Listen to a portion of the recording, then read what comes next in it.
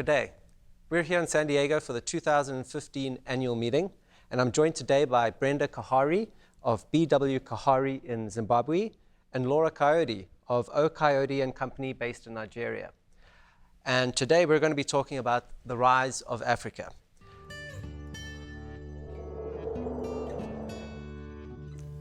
I would say that Africa is in the focus because it's so huge. I mean, over 1 billion people.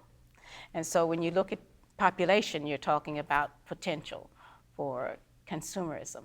But in addition to consumerism, you're talking about a continent which is a little bit behind in times in some things. So therefore, in the developed world where things are perhaps saturated and too much competition, we have a need now. We have a need for all those products, and we have also opportunity. We also have a growing number of people who have influence, who have been traveling and educated elsewhere, and they're coming back to the continent with businesses.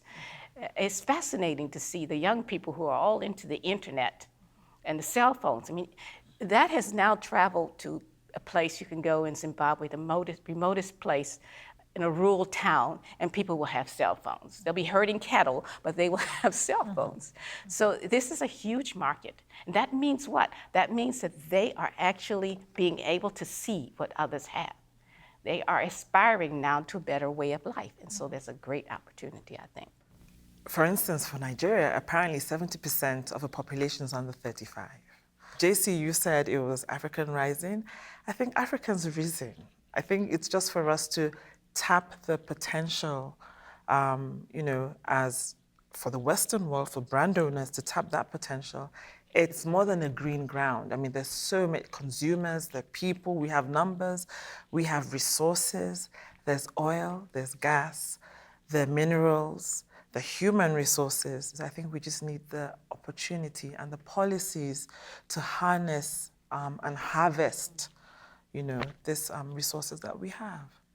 In other words, I think what we're saying, we need to be like China and India and really cultivate an understanding of trademarks and its value and the brand almost as a person.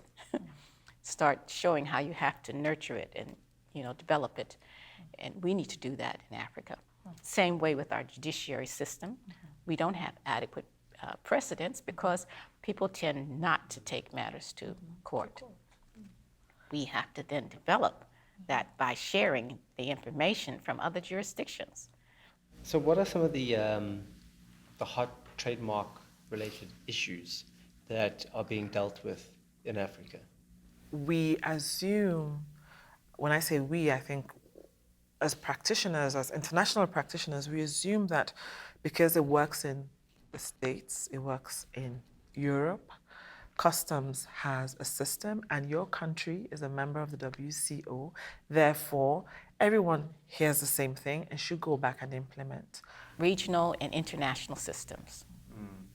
Not very liked by agents, loved by brand owners because they're looking for, obviously, an easy way to easy, effective, reliable, and enforceable systems that doesn't cost a lot. Such as? Well, Madrid, and of course the other two regional systems, OAPI and ARIPO. People want what everyone else wants, and you will find that families on various levels of income will, for example, want fast foods now. That was something that didn't happen 30 years ago. So we will have South African franchises, we'd have American franchises in Zimbabwe, and you will have all sorts of brand names, recognizable ones like KFC and the others, who are basically there. Now, what does that mean? I mean, obviously there is consumerism there, but also it means a transfer of knowledge, transfer of technology, because these companies are there, they're doing franchise, but at the same time, the managers, all the way down to the employees, they're being trained. They are acquiring information.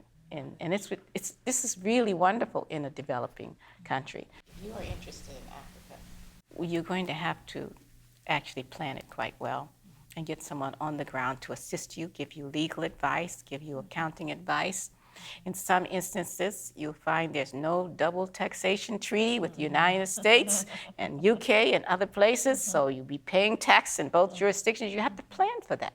And you'll have to know there are restrictions in foreign currency, what we call foreign currency remittances.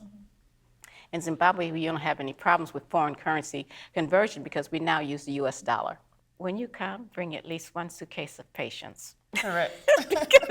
because the culture is different. You know, the way we look at things are different. And you will find that the continent is not just one country. It's a huge, diverse continent with many countries and many cultures.